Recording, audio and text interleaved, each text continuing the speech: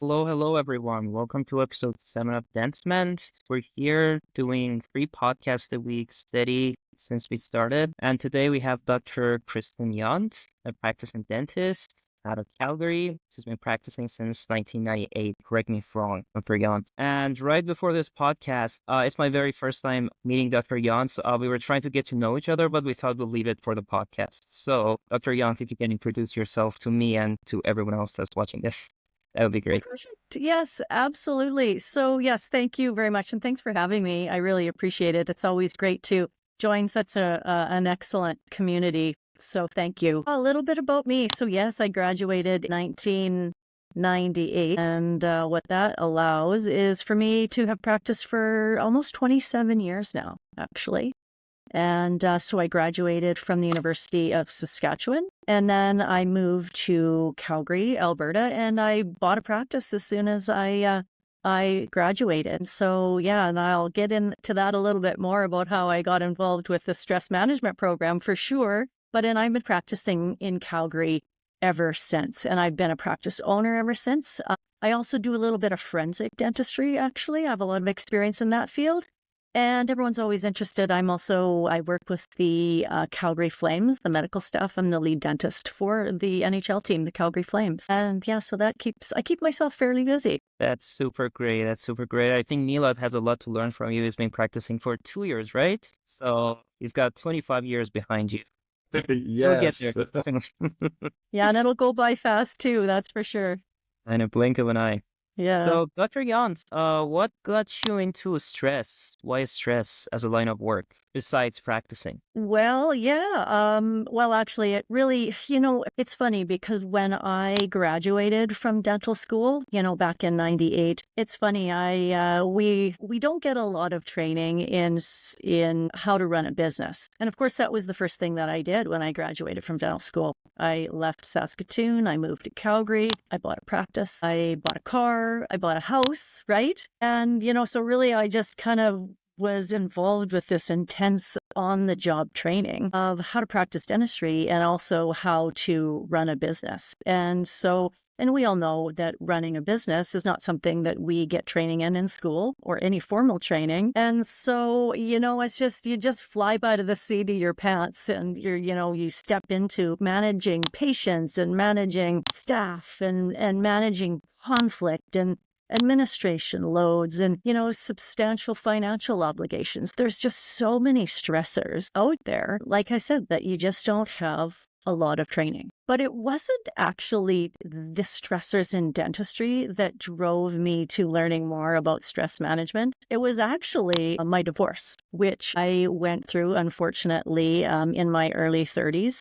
I'd been practicing for 7 or 8 years, and yeah, my marriage broke down. That was kind of just the straw that broke the camel's back. It was just such a challenging time for me. Like I was just a disaster.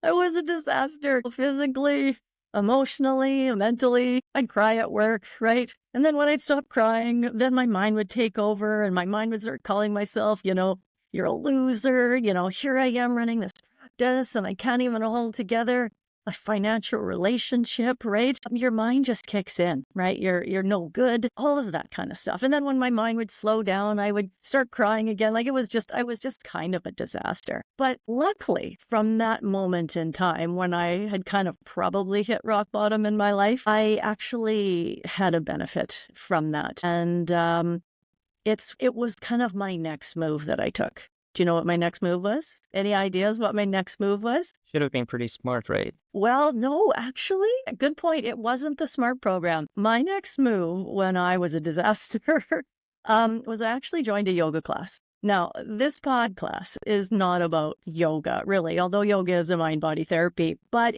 I joined a yoga class because I had to do something. I didn't join it because I wanted relaxation or tranquility or inner peace. I actually joined a yoga class because my body was killing me. And as we all know, right, when you practice dentistry is physically hard on the body. And then you tack on a whole bunch of stress chemicals, and that just fires your myofascial system to contract. And that generally brings on a lot of pain. And that's what happened to me. And that was my TSN turning point, actually, was, you know what, I have pain in my body. I'm going through a divorce. I don't have options to quit dentistry because divorce is expensive and it's painful, and I have to do something about it. So that's what led me to a yoga class. And what I now know about yoga is that and if you've ever tried it, it's actually dose dependent. The more you do, the better you get at it. But luckily, after doing yoga for maybe it took me 6 to 8 weeks, what I recognized is it actually made my mind feel better, not just my body at work. But luckily, I noticed emotionally I started feeling better, but mentally I started to become more clear. And, you know, as a dentist, right, we're always taught science. And I remember my first day at dental school, my operative instructor said to the class, he said, I'm here to teach you to realize, you know, you've got to know the reasons why you say the things you say and do the things you do for patients. And we do that in dentistry all the time, where we need to know, you know, why are we doing a root canal? Why are we doing a filling for someone? And we have to explain that. But for yoga, I wanted to apply those concepts to yoga. And I wanted to learn, well, why is it, you know, within a couple weeks of practicing yoga, I actually started to feel better at work when I was off my mat. And, you know, I'm not going to get into it. Sometimes I do when I speak or give presentations, but really that just led me to, I practice more yoga. I decided to take a yoga teacher training, which I never thought that I would be a yoga teacher. But then I started teaching yoga. I started teaching my staff, and then I rented space in a community center, and then people from the community started coming, mostly seniors, actually. And again, never thought that I would do that. But as I taught people, what I recognized is they were feeling better, and they kept saying to me, you know, Kristin, you have to keep teaching because this is making me feel so good. And I still didn't know what it was, you know, what's the science for science-minded. And I would read every single textbook that I could. And by that time, this was like 15 or so years ago, and there's starting to be more research on the topic of yoga, and there were more textbooks, research-based textbooks. And I remember reading this one textbook, and I just looked at the authors of the textbook, and this is not me, but I went to the back of the textbook and I got the email address for this one author. His name's Satbir Khalsa. He is a psychiatrist from the Brigham's Women's Hospital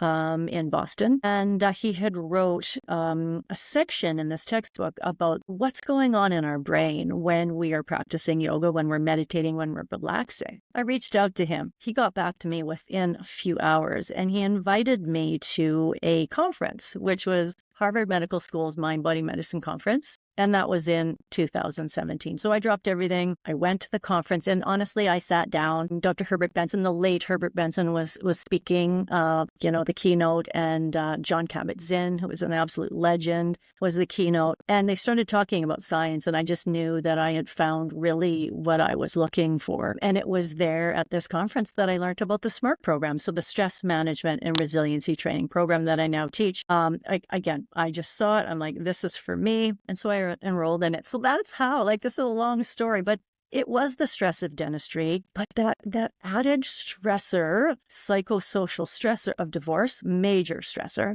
that just led me down this pathway. And so here I am. That's super amazing. I mean, the way you were talking about the whole story and how basically you dealt with each stage, that's actually something that I'm struggling with right now myself. I've had 2 life stages. One stage that I was only working on one thing, and then another stage that I had to work on different multiple things after I started business. And right now, Yeah. sometimes like it gets to a point that you have so much to do and there's so much on your plate that Uh-huh. you just sit down and overthink and not do anything.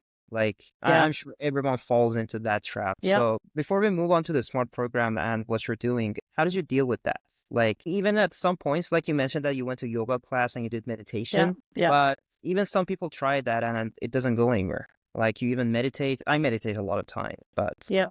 still, like, when you want to get to work, because you just have a lot to do and you have to figure out many things, you just end up doing Yeah. nothing. Yeah.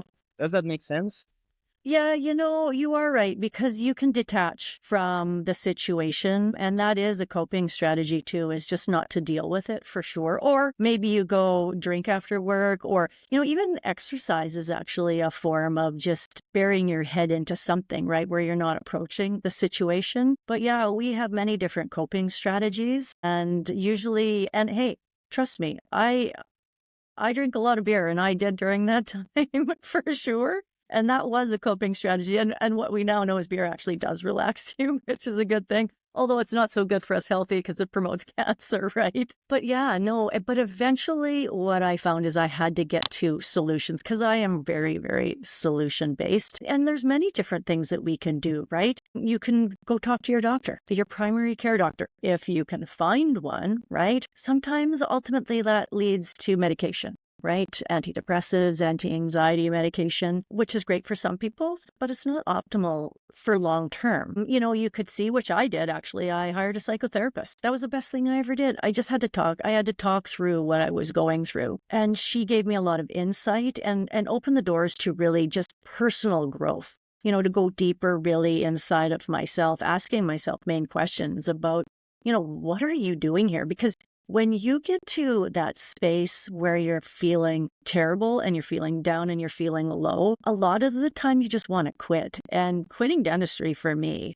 especially when you're in pain doing it, it just wasn't an option. So I had to find solutions. And so that's what the mind body medicine for me was a solution. Well, what do you mean exactly by mind-body medicine? Well, really, mind body medicine is, we talk about the SMART program. So, the SMART program is a mind body medicine program. And so, mind body medicine, this program comes from the Benson Henry Institute for Mind Body Medicine. And this is a program, the institute is at Mass General Hospital. And it's been around. They've been doing they have 50 years of research in mind body medicine. Now, when I was in dental school, we were never taught a subject on mind body medicine. Everyone just thought it was like on the dark side of the lunatic fringe, or it was something that was just so kumbaya. But truly now with the research, and a lot of the research comes from better diagnostics that we have so that we can actually monitor what's going on inside of our bodies, what's going on with our emotions, and what's going on mentally. But really, mind-body medicine is, the science that researches the profound effect that our thoughts, emotions, beliefs, behaviors, and relationships all have on the physical functioning of our body and vice versa. So an example of this is so we all know that practicing dentistry is physically stressful. Well, then you tack on psychosocial stress and you get pain in your body, right? We see this in our patients. Patients will come in, they'll be anxious, right? They'll absolutely be anxious that you're doing a filling for someone. They'll say to you, oh, I'm not going to get frozen. I didn't get frozen last time. And they'll be so anxious around it. Well, you can pretty much guarantee they're going to feel it. Because the way that you perceive a situation is ultimately the way that you experience a situation. And we've always kind of known that, but it's now we actually have the science behind that. Yeah, that's very true. Actually, there's this idea in neuroscience that when you're seeing around yourself, you're not seeing much of the reality, but most of it is the image that your brain has already created. Yeah. So I'm pretty sure you're familiar with that. And when Yeah. you put Yeah. image there, even Yeah. if it's not going to be true, it's still going to happen. You're going to experience it. Yeah. You're going to feel it. Yes. It's like, I've Yes, seen that. that's exactly right. And the reason for that is because your brain is an organ of predicted regulation. Our brain has so many things to do all day long, right? It can't be constantly thinking about how do you get up in the morning? How do you put your clothes on? How do you make a cup of coffee, right? You do it innately, unconsciously, right? And so our brain runs on autopilot. Our brain is actually predicting how we're going to experience something based on our previous experience. Right. And so then how do we change our experience? And that's what a lot of mind body medicine is. Awareness dissolves all habits. But yeah, that is a really great point, is to know that your brain is constantly predicting how you're going to experience the world. Yeah, there was this saying that was we live 95% of our lives unconscious. Like it's not really conscious living. It's just Yeah. the image and the path the brain has already set forward before you get into that Yeah. situation. So that's Yeah. very true. So, Dr. Yont, now that we got into stress, and I usually have this thing that when I start going into something new, I try to approach it from the very roots, understanding exactly what it is, like applying the fundamentals principle. I don't know if you know what that is. Like, you break down something until it becomes the building blocks, and then you start putting it back Mhm. together.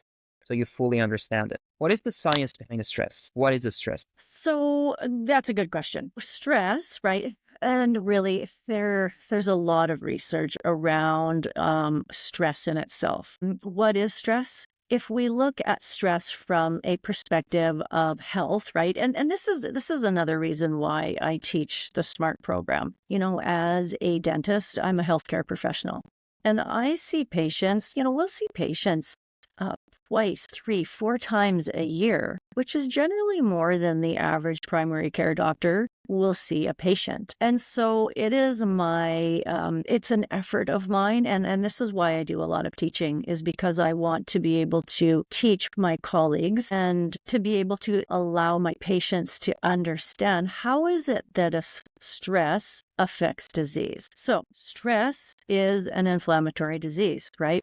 It increases our vulnerability to hundreds of diseases. And it's really important to understand this, right? It's really like, I really love stress physiology, but it's really important for us as dentists for prevention, managing progression, and really treating chronic disease. And this is from a dentist, right? So let's just take cardiovascular disease as an example. We all know that psychosocial stress is equally attributable to cardiovascular disease. It's as equal as hypertension or high lipids or diabetes or smoking. Now, stress may affect these behaviors and factors that increase heart disease risks, like, right? If you're stressed out, you're going to probably reach for a cigarette more, right? Maybe you'll become more physically inactive. Maybe you'll overeat or have a poor diet. Sleep generally is insufficient when we're under a lot of stress. But what we see in the research is that you take two of these factors together, say smoking and psychosocial stress, and we more than double our risk of cardiovascular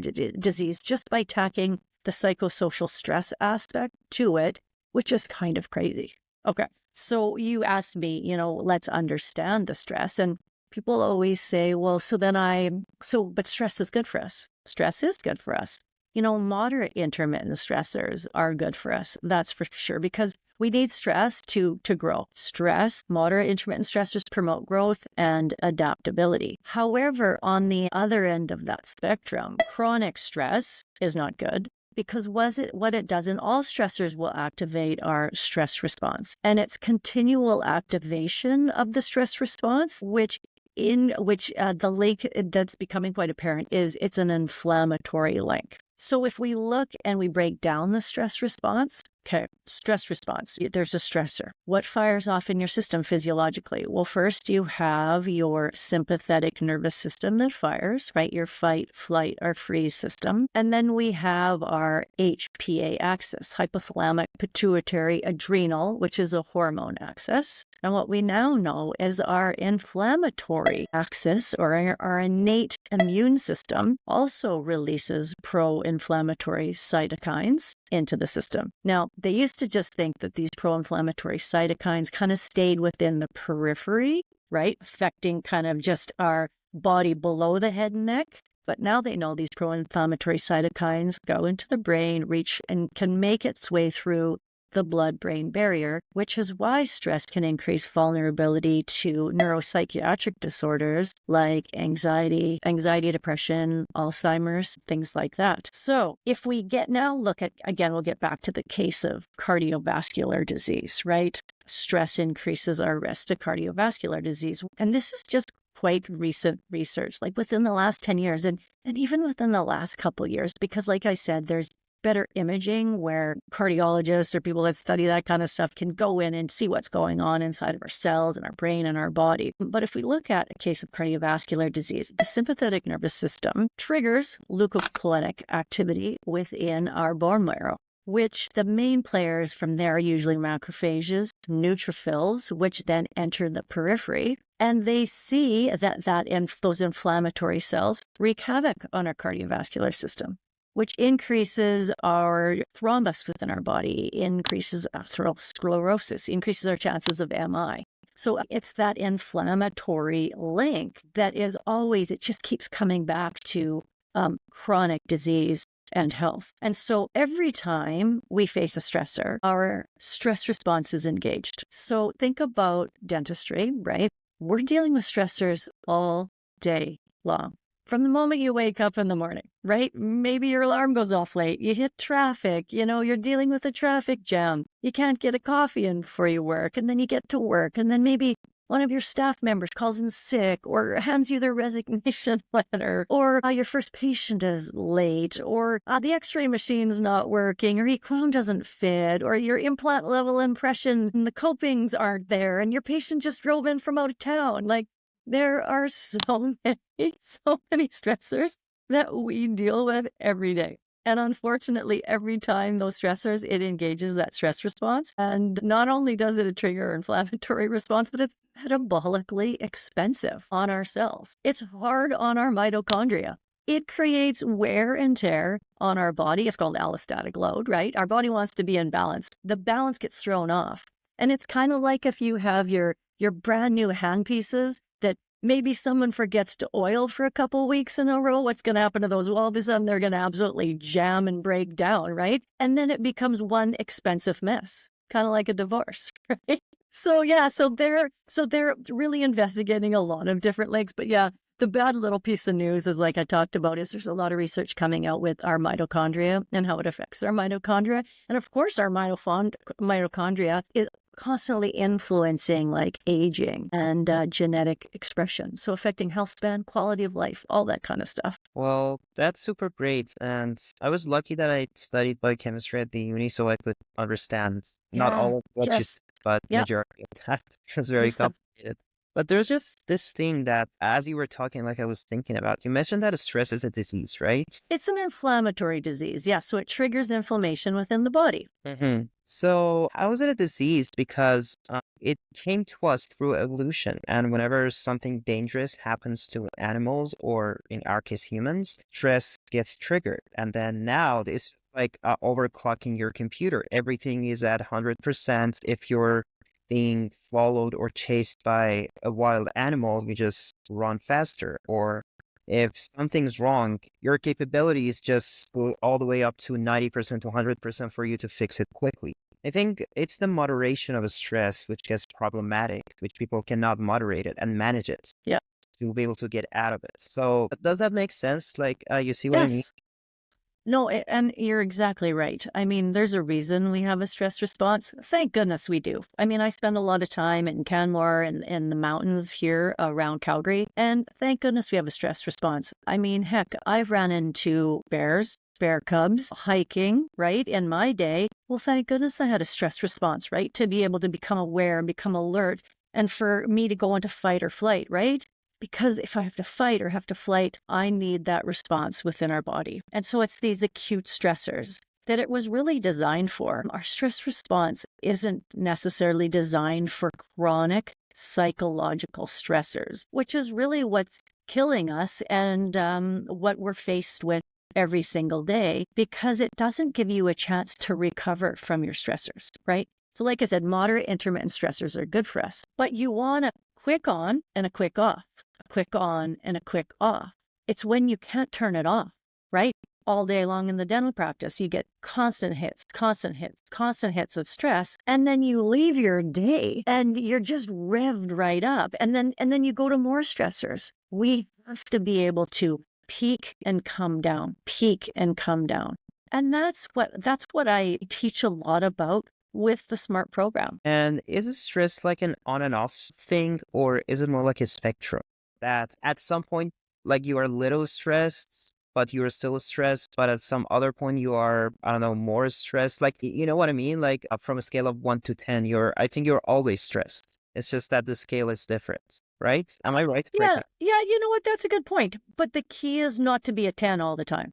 and we can be. I mean, hey, when I was going through my divorce, I feel like I was a 10 all day long. And then that's when it has its effect on the body, because it just creates that tremendous amount of cellular wear and tear. And something's got to give, right? That's where you have this handpiece breakdown. Something's got to seize up. But then a lot of it has to do with, so we need stressors, right? And a lot of people thrive with stress, but this is great. When you call stress challenging, this is a whole different perspective. Remember, the way that you perceive an experience is the way that you're going to experience something. And that's what resilience and neurobiological resilience is. And again, these are skills that can be taught for people. And now that we talked about the scale, what scale do you think is healthy? Because some people, like myself, if my scale is at 0, I would end up doing nothing. Mm-hmm. Like, I'm just like, everything's Mm-hmm. fine. Why do I have to worry? Like, why Mm-hmm. do I stand out? Let's just be it the way it is.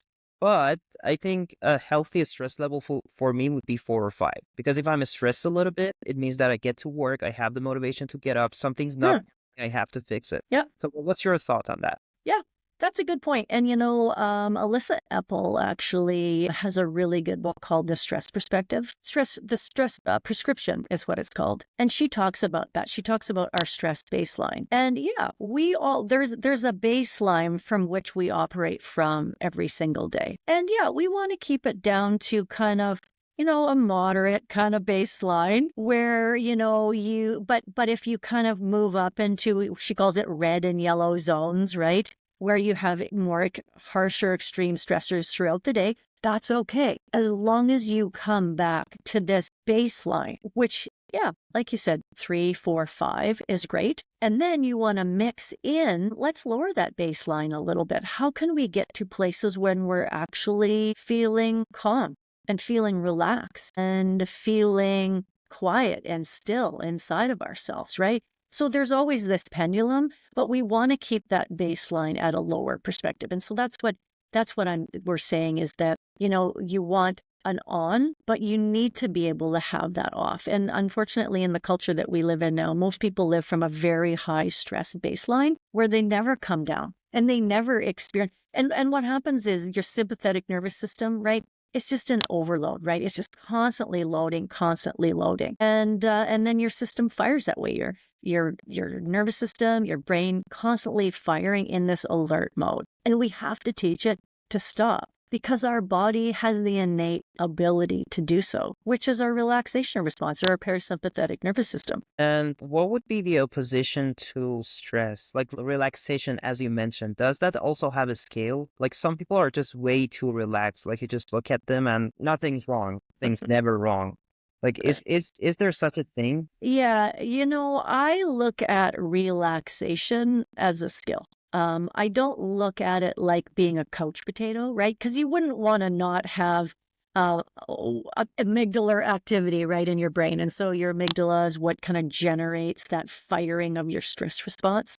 You don't want to have an amygdala that's not operating. As a matter of fact, you want an amygdala that's firing all the time, right? But you also want to be able to manage that firing. And that's where we start to get into kind of brain science. We're humans. We're Homo sapiens sapiens. We are here on the planet because we've evolved to be here, luckily for us. And the reason we've evolved to be here is our brains are bigger and they have an area, which is right here behind our forehead, called our prefrontal cortex. And our prefrontal cortex, we have it. And there's no other species around that does. But it allows us executive functioning. It allows us to have memories of the past and plan and predict into the future. It allows us to be able to regulate ourselves, regulate our thoughts, regulate our emotions, regulate our behaviors. And this is the great part about our brain. And so that part of our brain helps to regulate your stress response. But when you're chronically stressed all the time, when you're operating from that very high stress baseline, that part of your brain goes offline. And so the question you asked me is about relaxation. I look at relaxation from a perspective of what I've learned in yoga, right? What I teach people within the SMART program. And it's one of the pillars of the SMART program. is teaching people how to really hurry up and relax. And it's not that you're just relaxing and you're in a vegetated state. You're actually in a very alert state where you are practicing attentional controls. And so I like to call it meditation. Other people could call it mind work, whatever you want to call it. Ultimately, what it is you are sitting and you're paying attention to one thing and one thing only. And when your mind drifts away, you bring it back and you continue to pay attention to that thing. And what ultimately that does is just placing focus on something that's neutral or positive that can shift you out of your stress response or the activation of your sympathetic nervous system. It actually activates your parasympathetic nervous system. So that's what I look at relaxation as. And I mean, there's other forms of meditation. Sure, you can go have a beer with a colleague after work. That's relaxing. You can go hang out with friends. That's relaxing. But the formal skill of building relaxation and the networks around relaxation in your brain is mental training, or like I said, I like to call it meditation. So from what you explained, this is my understanding so far. Like stress and relaxation, if you want to bring it back to the concept of a scale, like we have a scale of the highest amounts that you could be stressed is 10, and then you could be 0, and then there's also -10 that you could be very relaxed. Am I right? Or like that doesn't make any sense? Well, yeah. I mean, you could say, let's even use the scale from 0 to 10, right? And if you're functioning in a range, like within that period, like within that range, depending on what your life stressors are, what your life is like, there's always going to be a range. But like I said, the most important thing is that you don't spend your day at a 10, day in, day out, day in, day out. Because we know, and science says, if you do, after about 8 weeks, it wreaks havoc on our brain. It changes the way your brain structure is, and it changes the way your brain functions. And that is what leads you up for vulnerability to disease, that and all the inflammation that's thriving within your body and your brain. And what's that controller? Like suppose right now I'm at 10. I'm at 10. What is that exact controller that I need to learn to use to be able to bring myself back to 5 or back to 2 or whatever amount I want? Maybe even at some point I want myself to be more stressed. Maybe I'm super chill and I want to get more stressed so that I get to work. Like, how do you do that? Good question. So if you are, there's many different ways that we can relax, right? And this comes down to, pillars of the SMART programs, like I said, stress management and resiliency training, because it's not just about reducing our stressors. You're never going to take your stressors away. Anyone that's practiced dentistry, you're never going to go in and have a perfect day. I always tell people, my schedule is a guide, completely a guide. Because you never know what's going to happen in your day. The wheels will fall off one day, right? Or maybe they don't, but there's always something you're going to deal with. So you're never going to take the stressors away. It's the ability to be able to change your relationships to the stressors. And so the SMART program has 3 pillars. And the first pillar is eliciting the relaxation response. The second pillar, which I'll get back to in a moment and answer your question more so. The second pillar is stress awareness. And then the third pillar is adaptive strategy. So like I said, there's lots of different ways that we can elicit the relaxation response or elicit our parasympathetic nervous system and calm our stress response down, right? Because you don't want it firing all the time. One of the best ways is your breathing. And I know it sounds so crazy. It just absolutely sounds so crazy. And it blows people away that when they take the SMART program, actually, it's funny because the SMART program is an 8-week program. And in order to get continuing education for the program through the dental societies, is I have my participants write a letter to self. It's part of the program. And really the letter to self is about, what is it that you learned throughout the program? Give me your 3 main big sellers for the program. And a lot of the participants, the number one is breathing. They never recognized how breathing can have such an effect on our day. So, example, if we are stressed all day long at the office, we're in our stress response. You're running away from a bear, right? You're in the woods. Trust me, this has happened. You walk around the corner, you see a bear. You're not going to start deep belly breathing at that moment in time. You're going to breathe through your mouth. You're going to be chest breathing, right? Because you need oxygen. You need to get oxygen and glucose to your cells so that you can elicit the relaxation or elicit the fight, flight, or freeze system so that you can run away, right? You need to mobilize glucose and oxygen, and you're going to do that better through breathing through your mouth and breathing from your chest. That is a sympathetic response. However, when we spend a lot of our days in stressful situations, we develop habits like that where we're breathing through our mouth all the time, constantly breathing through our chest. And that in itself promotes anxiety. So the first thing that I do is I teach people to breathe in a way that we used to when we were a baby. If you think about if you have any kids in your field, or if you ever watched a baby in a crib and you watch their belly breathing, you're going to see their belly rise and fall, rise and fall. They're not breathing from their chest. We have a diaphragm for a reason, the main muscle of breathing. But when we can breathe from our belly, diaphragmatically breathing, there are stretch receptors within our diaphragm that when you stretch, right? So on your inhale, diaphragm drops down right into the abdominal cavity. The abdominal cavity expands. And then as you exhale, belly comes back to spine. Just that motion of the diaphragm moving like that sends triggers to our parasympathetic nervous system, right? The vagus nerve, right? Which 80% of your vagus nerve is afferent, sending signals from the body back to the medulla. And when you breathe deeply, it automatically triggers your parasympathetic nervous system. So it's a brain hack. It's just such a hack to the system that you can teach people to relax just by breathing. That's great. If you could point to, I don't know, one small tip about it, a small lesson for people to, Sure. Yeah. because it's So, quite interesting for okay. me, by the way. I agree. And, I can go really deep into this subject, which is why I teach it, right? Which is why that I just continued on this journey.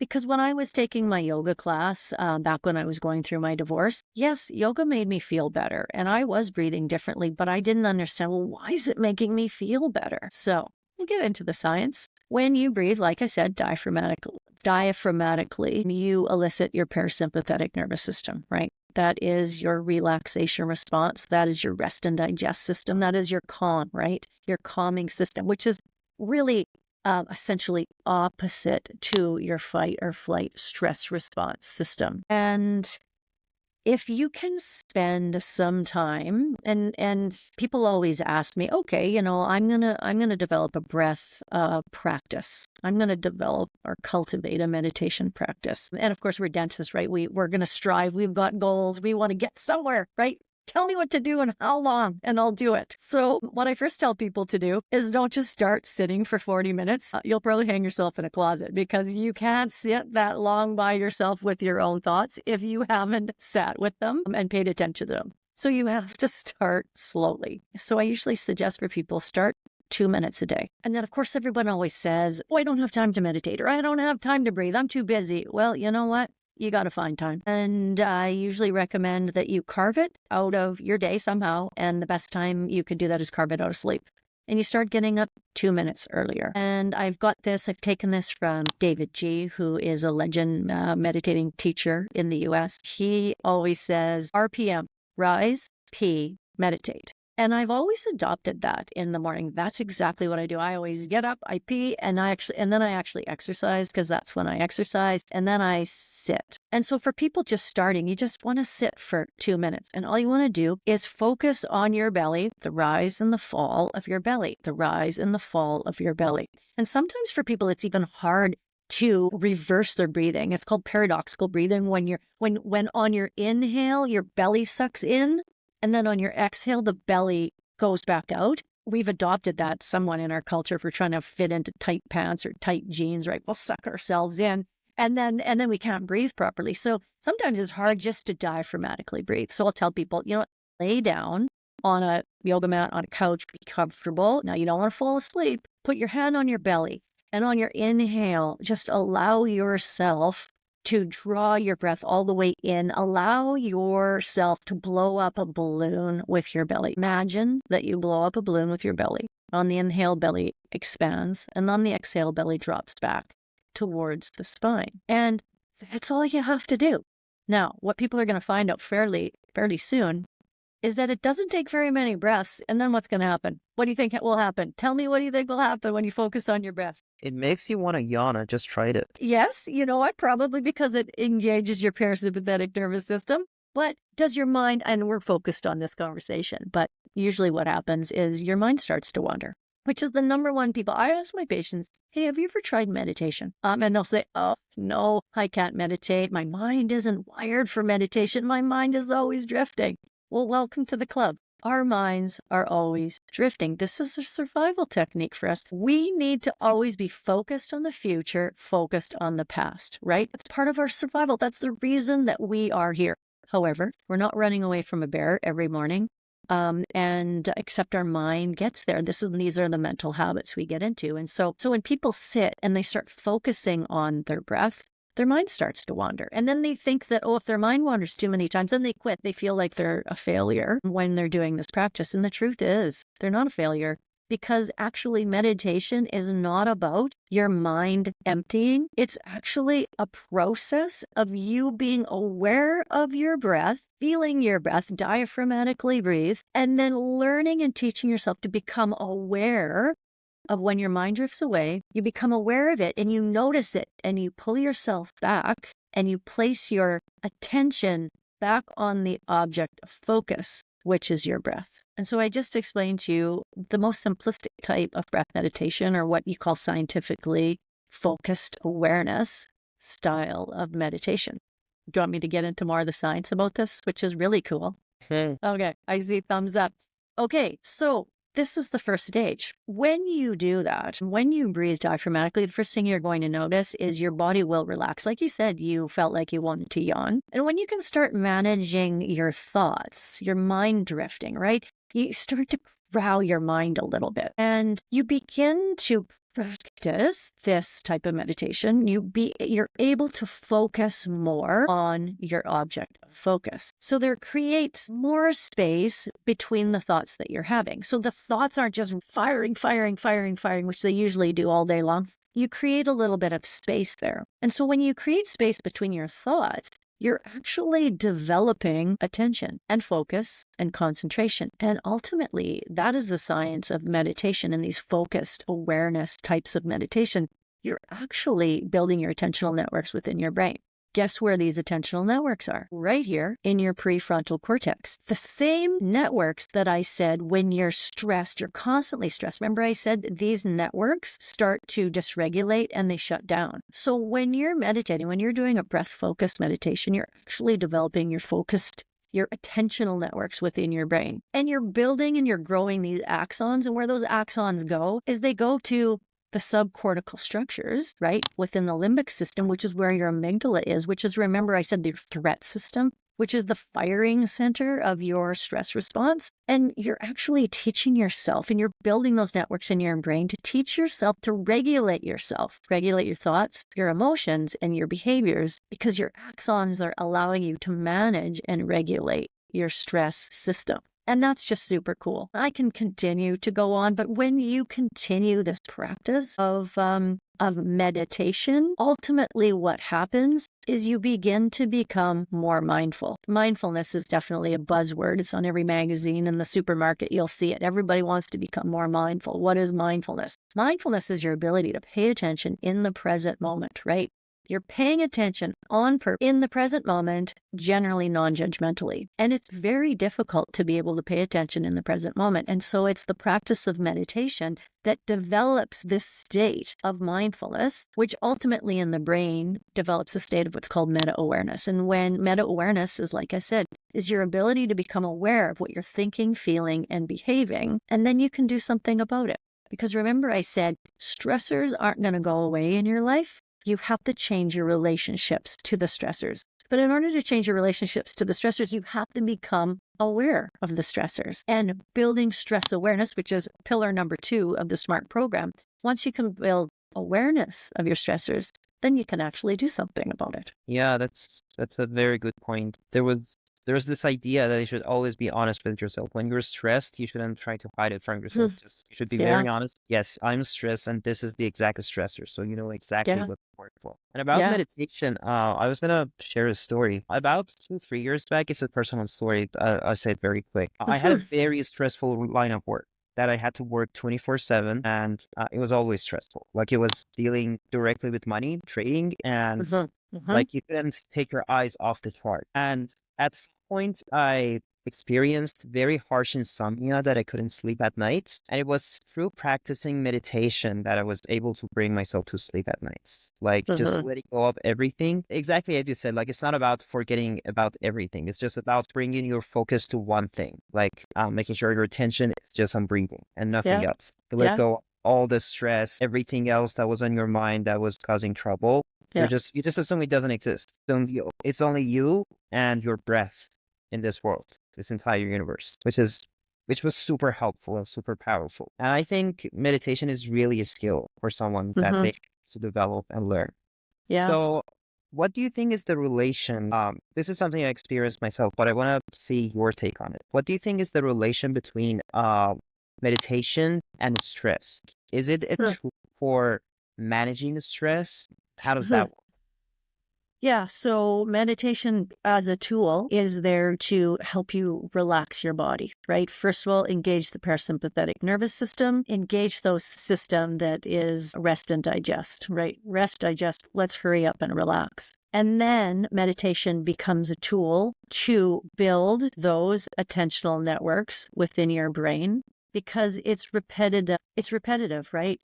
And no matter what it is, and you don't have to think about it, it doesn't have to be that you're focusing on your breath. You can focus on a photo of a loved one. You could focus on a candle. You could focus on something that you smell in your environment, right? It's something we usually say something neutral or positive, right? Could be the word peace, could be the word love, right? I Could be a usually phrase. focus, I usually focus on a dot in the infinity, and it always works. Yeah, yeah, It's hard yes, to yeah, imagine, but that's yeah, exactly the yeah, it's hard to imagine. You let go of all the thoughts and then you just focus on a dot in the infinity. I don't know. yeah, It's kind of weird, yeah. but it's No, honestly, it's whatever it is that you need to focus on. From the grossest perspective, yoga, right? Yoga. Always, you generally never start a yoga practice by meditating. You always start with the physical practice of yoga. So you're teaching yourself to focus on poses, right? You're developing your mind. Then you go down, usually at the end of a practice, you do some breathing. You start relaxing a little bit more deeply, engaging that parasympathetic nervous system. And then generally you finish with a formal meditation process that then you've got relaxed body. And then you go into relaxing your mind, stilling your mind, which ultimately leads to building those attentional networks. Now, you brought up sleep, actually, which is a good one because sleep is an excellent side effect to a meditation practice. Again, when people write me their letters to self, they usually are heavily affected, like their sleep. Stress causes havoc in our sleep, right? And yeah, because when you go to bed in the network, like you sleep in the networks that you go to bed in. And this is one of the adaptive strategies to the SMART program is teaching people a lot about sleep. And as dentists, we teach people a lot about sleep. You know, we spend a lot of time on our phones, right? We have our bright lights, right? That we're looking at all day long. And that affects our brain. But when we go to bed, let's just say you watch a horror movie before you go to bed. You watch election news before you go to bed, or some kind of story on television, which always is generally negative, or you have a adversarial conversation with your mother-in-law before you go to bed, right? The networks you go to sleep in are the networks you go to bed in are the networks that you sleep in. And so when we talk about meditation, why does it work for sleep? Is meditation it's not a thinking practice. It's an experiential practice. You're actually opening up your senses when you are practicing meditation. You're not thinking, right? Remember, thinking is the problem, right? Thinking will take your thoughts away. But if you can bring it back on the experience of your breath, you're shifting your networks out of thinking into experiencing. And generally, when we wake up in the middle of the night and we're under stress, what do? we think and we think and we think, and we can't stop thinking. And so you're teaching yourself to shift your networks so that you sleep in experiential networks. And there's so many different meditations around sleep, which are so helpful. Yeah, that's totally right. And every time that you feel stressed, the first thing that comes to your mind is just let me sleep it off. Like that's a very good thing. Now I want to ask you one of the questions that you mentioned, how to metabolize stress as a dentist. Now getting back to the field of dentistry. Yeah. So this is where, so in order to metabolize stress more effectively, we want to reduce our stressors. And there's a lot of different ways, which we've now talked about, breathing or a meditation practice, right? So, usually when I do a lot of speaking, I'll throw up a slide of the brain and I'll show, what our brain looks like when we're in a relaxed mode versus when we're in a stressed out mode, right?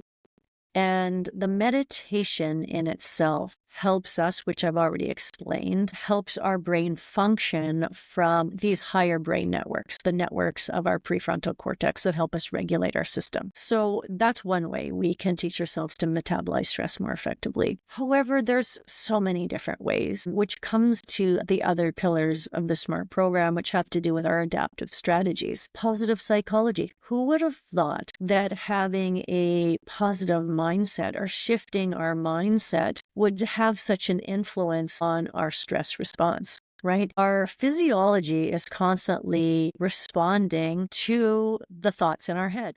Think about when I was going through my divorce, I was calling myself a loser, right? I look fat. If I'm a loser. I can't hold together a relationship. I'm not good enough. I look fat in this dress, right? All of these thoughts that we can have. Your body's listening to those thoughts. And the first thing that we do is we start looking at these thoughts. This comes kind of in the middle of the program.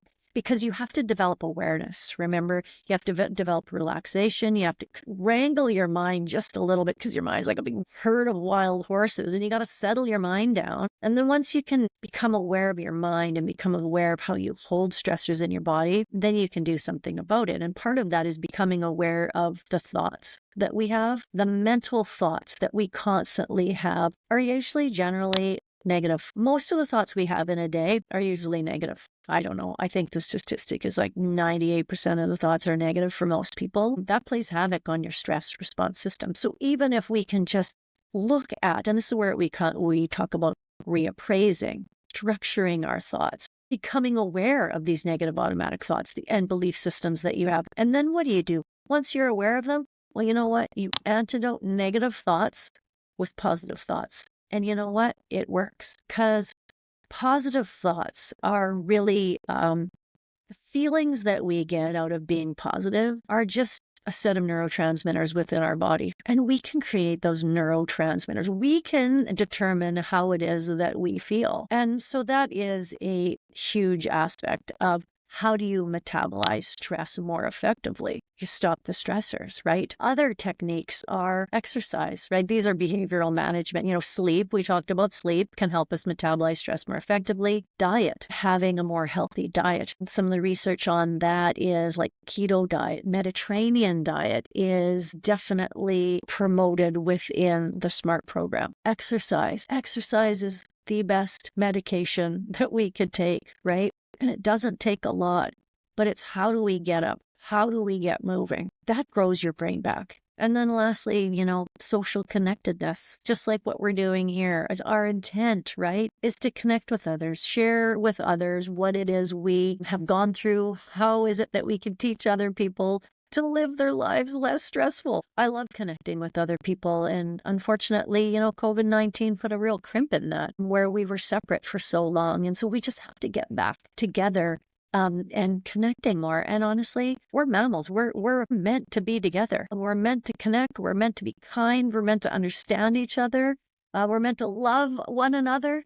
And we need to get back to that. Yeah, totally. That's so true. And especially after COVID, like, Mhm. wow, we still like after that, it just left some kind of symptom in all of our lives that everyone became more segregated. Like the social life really decreased. And there's a study to that. Like Mhm. people study and people feel less social Like, Mm-hmm. I don't know how to put that. But Mm-hmm. yeah, that's totally true. But Dr. Yont, about the SMART program, I'm not a dentist, but if I was a dentist, how can I get involved with it? Oh, well, actually, anyone can take the SMART program. I just teach a lot of dental professionals because it's my warm market. So the SMART program can be taken in two different ways. So I generally run a SMART program twice a year. It is an 8-week program. Now, why is it an 8-week program? Because it takes time for you to grow your brain back. 8 weeks of stress to prune back your brain. It takes 8 weeks to grow it back. And really, it's about committing to being able to do that. And so the SMART program is an online program, and each session is 8 weeks, one session per week. And I run it live for most people. Usually I recommend taking the program live, because we can connect with one another, and the sociality around it is great for us. It's great to reduce stress, and we learn a lot as dental professionals from one another. However, I do record the SMART program when I teach a session. And so a lot of people, there's a lot of dentists or people out there that will work Monday nights when I teach it, and they have to take it via recording. And so they're more than welcome. How do they inquire about it? I have a website. They can go to my website, which is mindbodyteacher.com. They can email me. They can text me. They can call me. Anyone can get a hold of me. I'm willing to answer questions for anyone, but my email address is on my website at mindbodyteacher. Okay, yeah, I think you just got yourself 2 clients because me and Mila, I'm sure myself, I'm super stressed right now. I don't know about Yeah, Mila. Every time we talk, he's like, yo, man, life. yeah. So thank you so much for saying that. I think Mila, Gosh. let's say, Yeah, Dr. Young, thank you so much. This was so it's one of those, like Master mentioned, as you know, dentistry is such a stressful profession. Everything that you mentioned, I relate to because, I go to Yeah, work in the morning. I'm at the office. I think, man, today is going to be a good day. Then the office manager walks in and says, XYZ didn't show up today. And I'm like, yeah. like, man, I know. I'm like, I don't even have my coffee, please. I know. I know. I know. I know. So, I know. yeah, I think it's for our You know. industry, like you mentioned, it's such an important thing. I appreciate you doing this. I think it's such an important topic that it should be talked about more. I definitely look forward to working with you more. As you know, Yeah. we're working on some stuff together, and hopefully we'll bring more Yes. awareness around this issue and work Yes. around it, and make the industry better. That's my goal. So hmm we'll take it one That's step right. at a time. That's All right, right. Dr. Young, thank you so much for your time. I Well, really appreciate it. I really appreciating being here, connecting with the two of you. So thank you so much. Yes, ma'am. Look Thank you forward so to our. much. much, Dr. Yes, Young. Thank This you. is thank actually you. the first time we were talking neuroscience to a dentist, and it's my field of passion. Like, that's what I'm trying to dedicate myself later in Yeah. life. Me too. Amazing. Thank you, Dr. Young. Yeah, so Have a I'll see you great Thank down day. the you. line Yes, thank somewhere you. in neuroscience. Thank